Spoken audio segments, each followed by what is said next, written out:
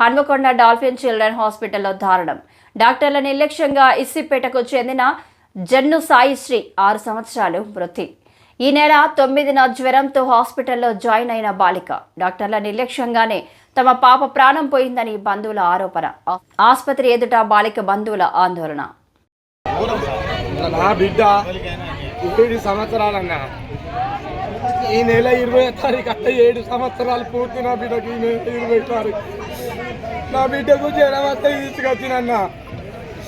పరకాల్లో చేసిన టెస్టు ఆ 24 గంటలు అయింది. ఇది 9వ తారీఖు వచ్చినాం. 9వ తారీఖు వస్తే అక్కడ టెస్ట్ చేసిన దాన్ని పట్టుకొని ట్రీట్మెంట్ చేసింది అన్న. నా బలివీడికే మళ్ళీ 10వ తారీఖు నా టెస్ట్ చేసింది. అది నేను చేయమంటేనే మళ్ళీ టెస్ట్ చేసింది అన్న.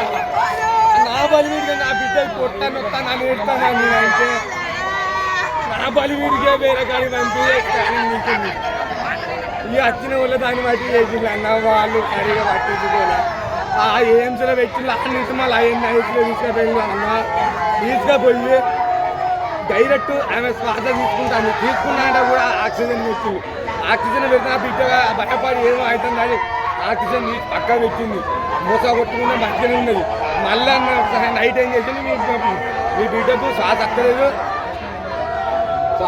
అని వెంటిలేటర్ పెట్టాలంటే బిడ్డ బతుకులో గీతగా వస్తాను తెలియదు అంటామన్నా. మాకు అన్యాయం చేతుల్లో నైట్ 9 గంటలకు కూడా, నిన్న రాత్రి 9 గంటలకు కూడా మంచిగా ఉన్నది. బీబీ ఎంత డబ్బులు పట్టించుకున్నారు అన్న? ఇప్పటి వరకు 2 లక్షల రూపాయలు ఇస్తాను మొత్తం మెడిసిన్ కంటే. వాళ్ళ నిన్న రాత్రి 9 గంటలకు కంట్రోల్ అయింది. బీబీ మంచిగా ఉంటుంది. బీబీ పర్వాలేదు. ఆరోగ్యం అంటే సీరియస్ డాక్టర్ చెప్పారా మీకు? వాళ్ళు ఏమన్నా 48 గంటల వరకు చెప్తాము, మీ పాపకు క్యూర్ అవుతుంది అని చెప్పిండు. 9 గంటలకి ఓకే పల్స్ రేటులో ఈ మన బీబీ ఓకే కంట్రోల్కి వచ్చింది, పర్వాలేదు అని చెప్పింది అన్న తర్వాత ఇలా పొద్దున నేను నమ్మకనే ముఖం ఆడుకొని పోయి మా వాళ్ళందరూ నీ నుంచి నమ్మకం పోయి ఊరికే తగ్గి చూస్తానన్న. ఇది మూస కొట్టుకుంటలేదు. అక్కడ ఇవ్వలేరు లేరు. అక్కడ గేట్ కాడ అటెండర్ ఆమెను అడగాలి. ఆమెను రిక్వెస్ట్ చేసి మెల్ల పోయి అందరూ జర కొట్టుకుంటలేదు అన్న. డాక్టర్ లేరన్న అసలే. మా డాక్టర్ అక్కడ ఏం కొట్టుకుంటలేదు అన్న వాళ్ళే.